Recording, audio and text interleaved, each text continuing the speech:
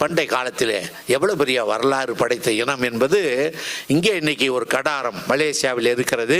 இன்னைக்கு கெடா என்று சொல்கிறான். வருங்காலத்தில் அங்கே நிறைய மாடு இருந்ததுன்னு சொல்லி கொண்டு போய் வரலாற்றை அவன் கொண்டு போய் சேர்ப்பான். அப்படிதான் இருக்கும். அந்த கடாரம் இன்றைக்கு கெடா மாநிலமாக இருந்தாலும் அங்கே தமிழர், குறிப்பாக ராஜேந்திர சோழன் அதுவரை சென்று அங்கே பல்வேறு தடங்களை உருவாக்கிய அந்த காட்சிகள் இன்றைக்கும் இருக்கிறது.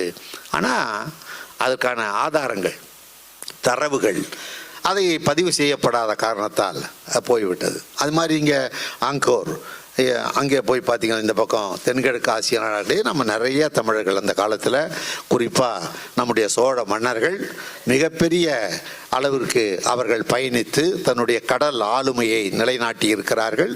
அதையும் நாம் பார்த்துருக்கிறோம்.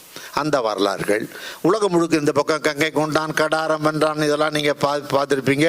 நீங்கள் தமிழ்நாட்டுக்கு வருகிற பொழுது பல இடங்கள் இருக்கிறது. அவங்க கங்கை வரைக்கும் போனால் சேரன் செங்கட்டுவன் அங்கே கனகவிசியன் தமிழனை அவமரியாதை செய்து விட்டான் என்பதற்காக அவர்கள் தலையிலே கல்லினை சுமக்க செய்து இங்கே கொண்டு படிமம் அமைத்தான் என்றெல்லாம் வரலாறு சொல்லுகிறது. ஆனால் சென்றார்கள், வென்றார்கள், வந்தார்கள் என்று வரலாறு ஆகிவிட்டதே தவிர சென்றவன் அங்கே தனக்கான ஒரு வரலாற்று பெருமையை, வரலாற்று காரணங்களை நிறுவாமல் வந்துவிட்டது.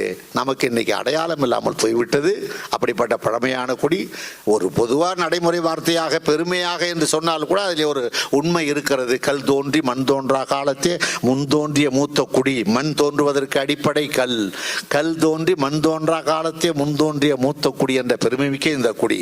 அப்படிப்பட்ட குடி அறிவிலேயும் அறிவில் திருவினை ஏற்படுத்திய குடியாக இந்த குடி ஓங்கி உயர்ந்திருக்கிறது. 2000 ஆண்டுகளுக்கு முன்னால் வள்ளுவர் கொடுத்த குறளை நாம் எல்லோரும் நம்முடைய முன்னோர்கள் ஏற்றுக்கொண்டிருந்தால், பயன்பாட்டு கொண்டு வந்திருந்தால், வாழ்க்கையிலே கடைபிடித்திருந்தால், அந்த குறள் வழி நடந்திருப்பார்கள் என்று சொன்னால் இன்றைக்கு நாம் அடைந்திருக்கக்கூடிய வளர்ச்சியை காட்டிலும் இன்னும் மிகப்பெரிய வளர்ச்சியை நம்முடைய மக்கள் அடைந்திருப்பார்கள். தோழர்களே, பிறப்புக்கும் எல்லா உயிர்க்கும் என்ற அந்த மனித சமத்துவ கருத்தை இந்த மண்ணுக்கு வழங்கிய பெருந்தகை வள்ளுவ பேராசான்.